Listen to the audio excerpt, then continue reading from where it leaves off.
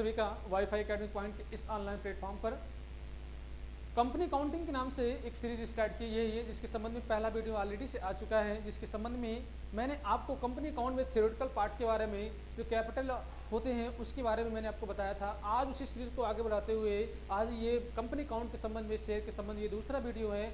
आज इस वीडियो में हम लोग सीखेंगे, समझेंगे कि शेयर क्या होता है, कैसे हम लोग उसका अकाउंटिंग रिकॉर्ड करते हैं, कैसे हम लोग इस संबंध जनरलिटी पास करेंगे। आज आपको इस वीडियो के माध्यम से मैं समझाने का प्रयास करूंगा। अगर हम लोग बात करेंगे किसी भी बिजनेस पॉइंट ऑफ व्यू से, किसी भी व्यवसाय के लिए हो जाए, तो सबसे मेन पार्ट जो हमारा होता है वो कैपिटल का होता है, वो पूंजी का होता है। चाहे अगर हम लोग एकांकी व्यापार या सोल प्रोप्राइटरशिप की बात करेंगे, एकांकी व्यापार की बात करेंगे, तो वहाँ भी जब भी कोई व्यापारी बिजनेस स्टार्ट करता है तो सबसे पहले व्यापार में जो भी पैसा लगाता है तो हम लोग कैश या बैंक अकाउंट को डेबिट करके और कैपिटल अकाउंट को क्रेडिट करते हैं। ठीक इसी प्रकार हम लोग बात करेंगे, अगर पार्टनरशिप की बात करें तो पार्टनरशिप में भी जब भी कोई नया साझेदार आता है या ऑलरेडी पुराने साझेदार आते हैं तो भी पैसा लगाए होते हैं। नया साझेदार जब फर्म में एंट्री करता है तो उसके एक निश्चित रेशियो के आधार पर या अकॉर्डिंग टू पार्टनरशिप डीड के आधार पर उस नए बंदे को भी कुछ न कुछ कैपिटल के रूप में पैसा लाना पड़ता है। तो वहाँ भी हम लोग कैश या बैंक अकाउंट को डेबिट करते थे और उस बंदे के कैपिटल को हम लोग क्रेडिट करते थे। सेम तरीका, सेम वे, सेम रूल्स यहाँ भी आपको कंपनी अकाउंट में भी आपको मेंटेन करना होगा। हाँ, यहाँ पर कंपनी अकाउंट की अगर हम लोग बात करें तो कंपनी अकाउंटिंग में जो भी कॉर्पोरेट का जो प्रोविजन है या जो भी कंपनी एक्ट 2013 का जो प्रोविजन है, उस प्रोविजन के अंतर्गत आपको यहाँ पर अकाउंटिंग जनरल एंट्री आपको पास करनी पड़ेगी।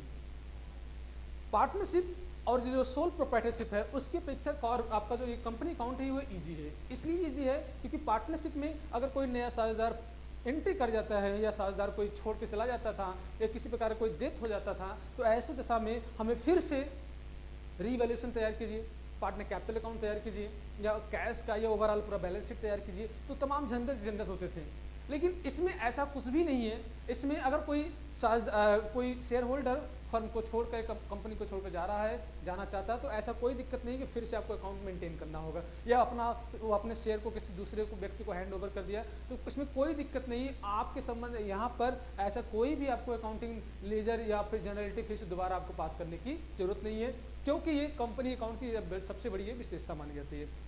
हाँ, एक चीज मैं आपको बता दूं, यहाँ कंपनी का जो भी कैपिटल होता है उसको एक डिनोमिनेटर के रूप में, एक छोटे छोटे टुकड़े के रूप में बांट दिया जाता है। जिसको बांट दिया जाता है वो जो छोटा छोटा टुकड़ा बनता है उसी टुकड़े को हम लोग यहाँ पर शेयर्स के नाम से जानते हैं। सपोज कीजिए, मान लीजिए एक कोई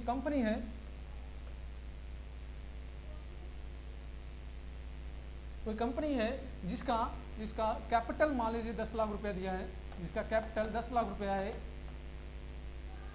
तो जो इसको छोटे छोटे टुकड़े में जनरली अगर हम लोग बात करेंगे, ये 10, 20, 50, 100 इसी के आसपास ही हो सकता है। मान लीजिए अगर हम लोग बात करते हैं इसके शेयर से, मान लीजिए अगर एक शेयर का रेट 10 रुपया है तो 10 से में जो भी इसका कैपिटल होगा इसको डिनोमिनेटर में हम लोग 10 से डिवाइड कर देंगे। तो यहाँ पे जो निकल जाता है इसमें अगर हम लोग एक जीरो कैंसिल कर देंगे तो ये 1 लाख जो हमारा निकल गया,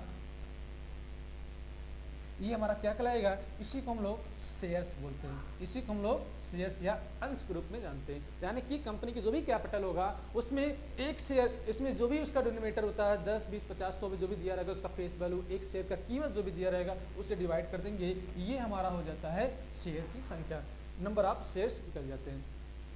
आगे अगर बात करेंगे, अब कंपनी ये शेयर्स हैं इसको कैसे पब्लिक को इशू करेगी, कैसे उसको जारी करेगा, इसके संबंध में कैसे उसको पैसा प्राप्त होगा, आइए हम लोग आगे सीखते हैं।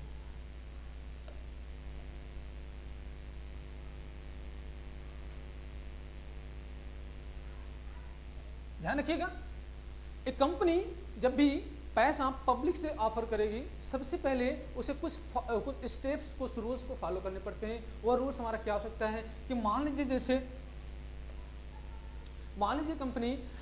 एक कंपनी अपने शेयर को पब्लिक के बीच में वो ऑफर करना चाह रही है, तो उसका एक स्टेप्स तैयार किया जाएगा। आखिर कैसे किया जाएगा, उसको कैसे उसको पैसा प्राप्त होगा। मान लीजिए कोई कंपनी है, वह पब्लिक को ऑफर कर रही है कि भाई अगर आप मेरी कंपनी में पैसा लगाना चाहते हैं, आप मेरी कंपनी के शेयर को खरीदना चाहते हैं तो आप इतना शेयर आप खरीद सकते हैं। तो ध्यान रखिएगा, एक कंपनी जब भी जब भी कोई शेयर जारी करेगी तो सबसे पहले उसे कैपिटल एक निर्धारित कर लिया जाएगा, निर्धारित न तो उसे बढ़ा सकता है न तो उसे घटा सकता है। हाँ, अगर एक कोई कंपनी अपने कैपिटल को बढ़ाना या घटाना चाह रही है तो उसके मेमोरेंडम ऑफ एसोसिएशन या आर्टिकल ऑफ एसोसिएशन में चेंजिंग करके इस संबंध में कंपनी लॉ बोर्ड या रजिस्ट्रार से परमिशन लेकर तब जाकर वह अपने शेयर की कैपिटल जो आपका है कैपिटल में चेंजिंग कर सकती है।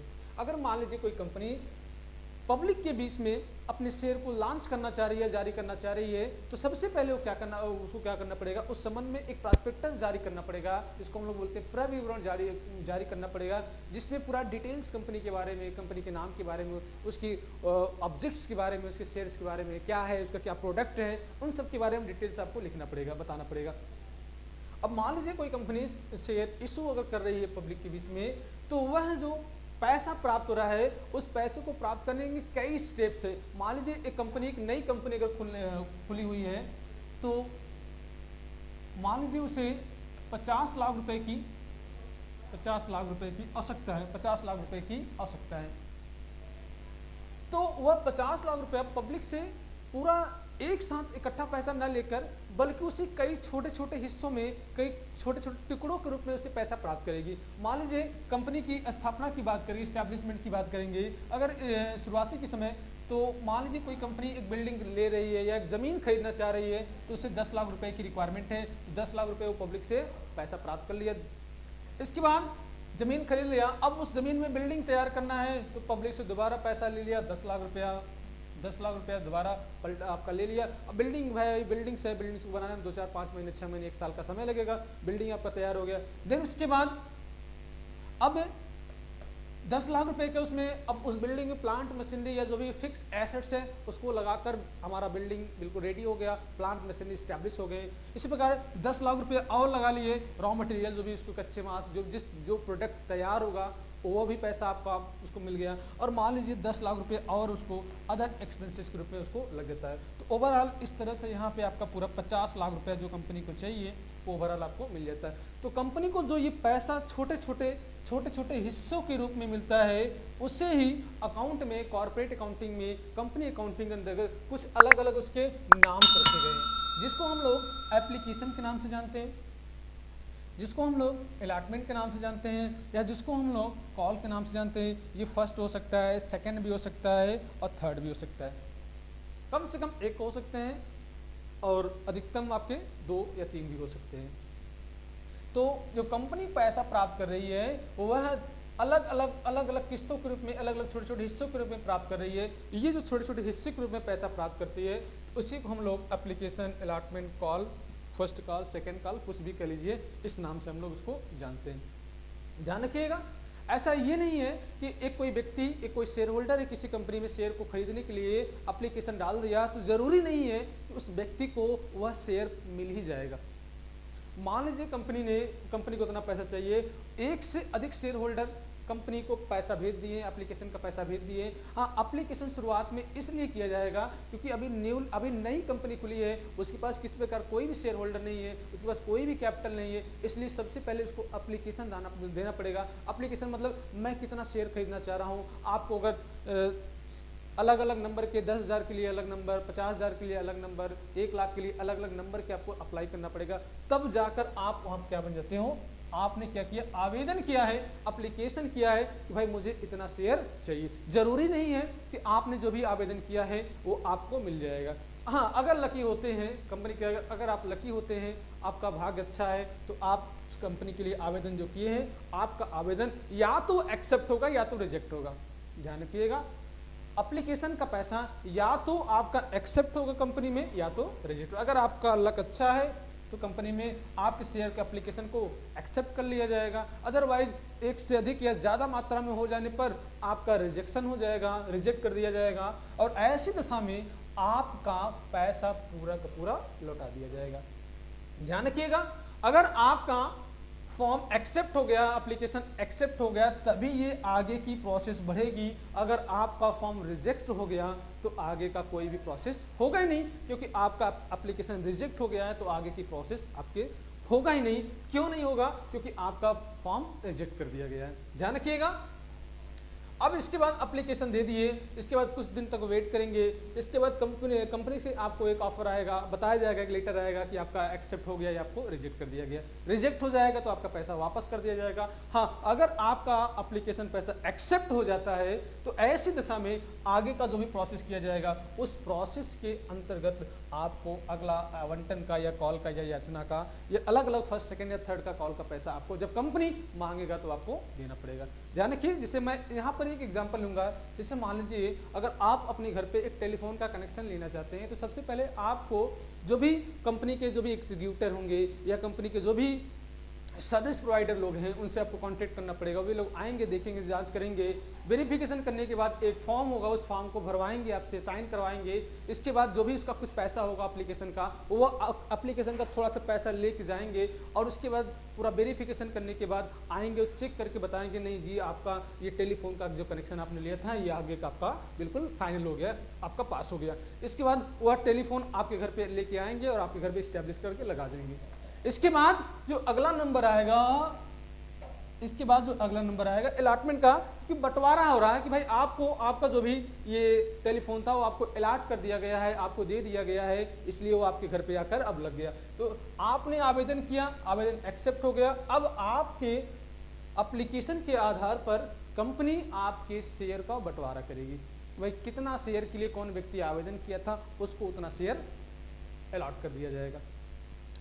टेलीफोन का आपने मान लीजिए कनेक्शन ले लिया है, तो अब जो बिल का नंबर आएगा, आपने एप्लीकेशन भर दिया, अब जो आवंटन का नंबर आएगा, बांट दिया गया, मिल गया। अब धीरे धीरे जैसे जैसे आप यूज करते जाएंगे वैसे वैसे आपका टेलीफोन का बिल आता जाएगा और आप पे करते जाएंगे। ध्यान रखिए, पहले ड्यू होगा फिर पेमेंट होगा, क्योंकि जब तक बिजली का बिल या आपका टेलीफोन का बिल आपको बताया नहीं जाएगा तब तक हम कितना पेमेंट करेंगे, इसलिए पहले आपको बताया जाएगा कि आपका टेलीफोन का बिल इतना आया है, बिजली का बिल इतना है, तभी आप पेमेंट करते हैं। इसलिए जब भी आगे का प्रोसेस होगा वह ड्यू होगा, फिर उसके बाद पेमेंट किया जाएगा। हाँ, एप्लीकेशन पहले इसलिए होता है क्योंकि आप अभी शेयर होल्डर हो नहीं, आवेदन करने के बाद अगर आपका फॉर्म एक्सेप्ट हो गया तो आप कंपनी के शेयर होल्डर बन गए। आगे आपको धीरे धीरे धीरे धीरे आगे के प्रोसेस के हिसाब से आपको पैसा लिया जाएगा। इसके बाद आवंटन कर दिया जाएगा, फिर उसके बाद आपका याचना का नंबर आएगा। कंपनी धीरे धीरे आपसे पैसा किस्त के रूप में पैसा मांगेगी, 1 कॉल 2 कॉल या 3 कॉल हो सकते हैं। ये बातें जो मैंने आपको बताया है इसको मैं एक प्रैक्टिकली क्वेश्चन के माध्यम से मैं आपको समझाने का प्रयास करता हूँ। एक सवाल देखिएगा आपसे क्या कह रहा है कि a limited company with registered capital of ₹10 lakh. ध्यान रखिएगा, कंपनी है, उसकी रजिस्टर्ड कैपिटल दिया है 10 लाख है, divided into 1 lakh equity share of ₹10 each. Company का जो एथराइज कैपिटल है या रजिस्टर्ड कैपिटल है वो 10 लाख रुपया है, जो कि 1 लाख इक्विटी शेयर में विभक्त है। और एक शेयर का जो रेट करा है, ध्यान रखिएगा, वो कितना करा है, 10 रुपीज करा है। तो 1 लाख शेयर है, लेकिन कंपनी कह रहा है सॉरी इशू करा है ओनली 40,000 शेयर इशू या शेयर करा है पेबल। कंपनी इस 1 लाख में से सिर्फ 40,000 शेयर को इशू कर रही है। ओके, कोई बात नहीं। और रेट क्या करा है, एप्लीकेशन का रेट करा है वो 1 रुपया करा है, अलॉटमेंट का रेट करा 2 रुपया, फर्स्ट कॉल 3 और फाइनल कॉल 4। इस तरह से अगर आप जोड़ेंगे तो 2 2 1 3 3 3 6 और 1 6 1 7 सॉरी 10 हो गया, 1 3 3 6 4 10 रुपया। यहाँ पे आपको बताया गया एक शेयर का रेट कितना है, 10 रुपया। तो इस तरह से कंपनी आपको इकट्ठा 10 रुपया ना मांगकर बल्कि छोटे छोटे किस्तों के रूप में पैसा मांग रही है। हाँ, ध्यान रखिएगा, कभी कभी ऐसा होता है कि कंपनी आपसे पूरा पैसा इकट्ठा भी मांग सकती है। इकट्ठा अगर आपसे मान लेंगी, लमसम अमाउंट अगर इकट्ठा आपको लेती है तो ये सब कोई आपका होगा नहीं, अलॉटमेंट का, फर्स्ट कॉल, फाइनल कॉल का, ये सब कोई यहाँ कोई चक्कर नहीं होगा, डायरेक्ट एक ही बार में आपका हो जाएगा। अब क्या कर रहा है यहाँ से आपसे क्या कर रहा है कि all payment where daily received past general entry. सभी पैसा जो आपके थे पूरे पैसा कंपनी को मिल गया है, अब आपको यहाँ पे जनरल एंट्री पास करना है। ध्यान रखिए, 2 चीज़ को ध्यान रखिएगा। एक तो कंपनी कितना शेयर मांग रही है, उतना कंपनी ने कितना कॉल्ड अप किया है, और 40,000 शेयर के लिए, और रेट क्या करा, 1 2 3 और 4। इस तरह से ये सवाल करा है, इसका जनरल एंट्री पास करना है। कोई जनरल एंट्री आपको यहाँ पे रटने की जरूरत नहीं है, जो कॉन्सेप्ट बताया जा रहा है उस कॉन्सेप्ट के हिसाब से आप समझने का प्रयास कीजिए। अगर मैं इसको यहाँ पर जनरल एंट्री करता हूँ तो आइए थोड़ा इसको समझ लीजिए कैसे इसका जनरल एंट्री तैयार होगा।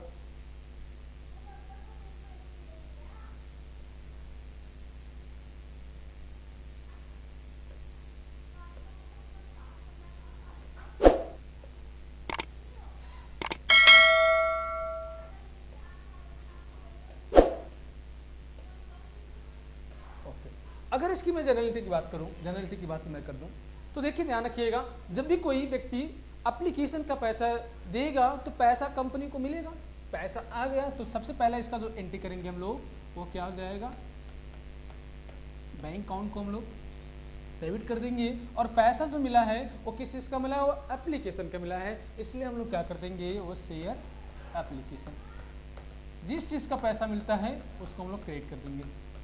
अब देखिए पैसा आपको मिला है, देखिए कंपनी कह रहा है 40,000 शेयर का है और रेट कह रहा है 1, 2, 3 और 4, एप्लीकेशन का रेट 1 है, तो 40,000 शेयर है, 40,000 शेयर है इंटू 1 कर दीजिए, ये हो गया आपका 40,000। मैंने अभी आपसे बताया कि जैसे सोल प्रोप्राइटरशिप हो जाए चाहे पार्टनरशिप हो जाए, सबका एंट्री सेम होगा भाई। वहां बिजनेस स्टार्ट करते थे तो हम लोग क्या करते थे, कैसे बैंक अकाउंट को डेबिट करते थे, कैपिटल करते थे।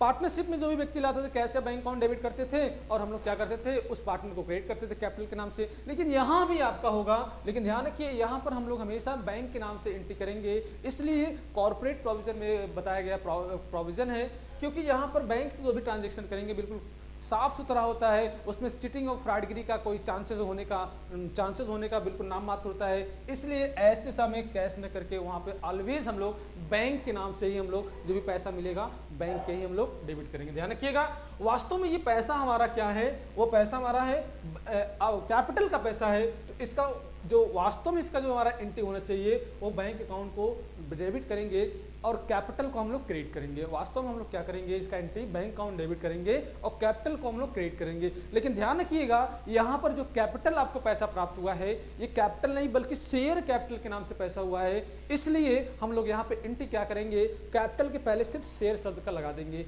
इसलिए हमारा एंट्री क्या हो जाएगा, bank account debit to share capital.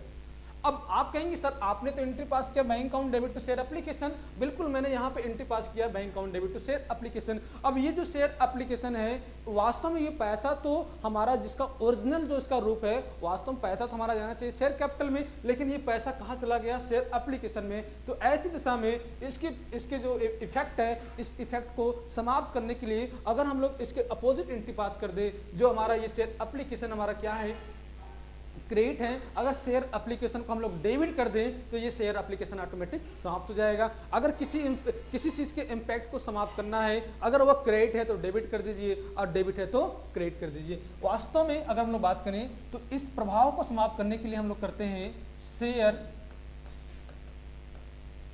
Application को हम लोग डेबिट करेंगे और वास्तव में जो इसका सही पैसा हमारा है वो क्या है, शेयर कैपिटल का पैसा है, वो पैसा हमारा क्या है, शेयर कैपिटल का पैसा है। तो ये आपका हो जाएगा 40,000।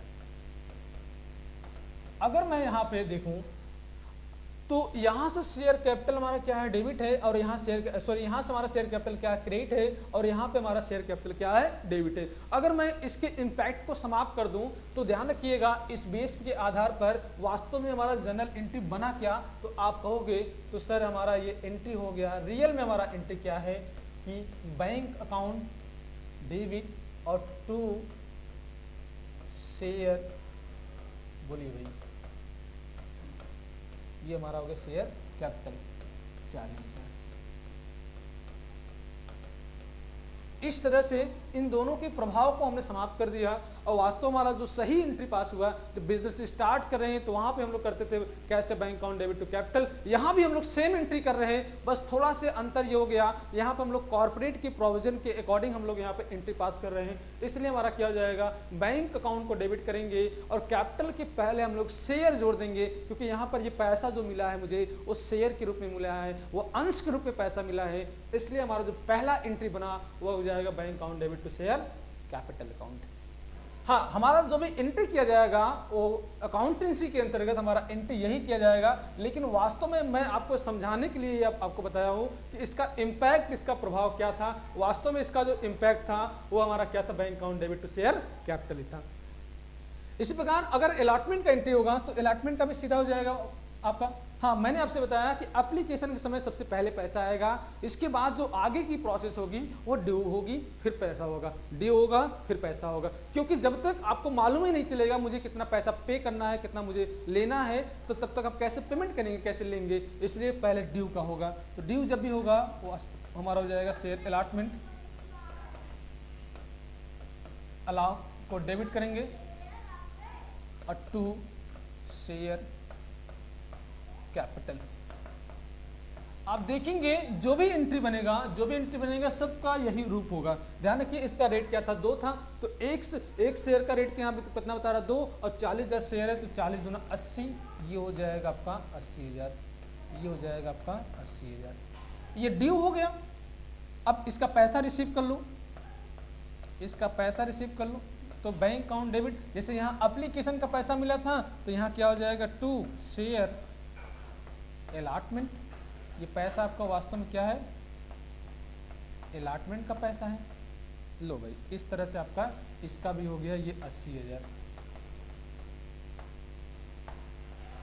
अब इसका भी अगर हम लोग रूप देख ले तो यहां से देखिए, ये देखिए आप ध्यान रखिएगा, शेयर अलॉटमेंट यहाँ आपका क्या है, डेबिट है, और शेयर अलॉटमेंट आपका यहाँ क्या है, क्रेडिट है। इसलिए शेयर अलॉटमेंट का प्रभाव यहाँ सबका समाप्त हो गया। तो बचा क्या वास्तव में, तो देखा जाएगा तो हमारे पास वही बचा, bank account debit to share capital, bank account debit to share capital. अगर इन दोनों के बाद की हम लोग बात करें तो यहां से भी आपका एंट्री हमेशा देखो यही बनेगा, क्या, बैंक अकाउंट को हम लोग डेबिट करेंगे और टू शेयर कैपिटल।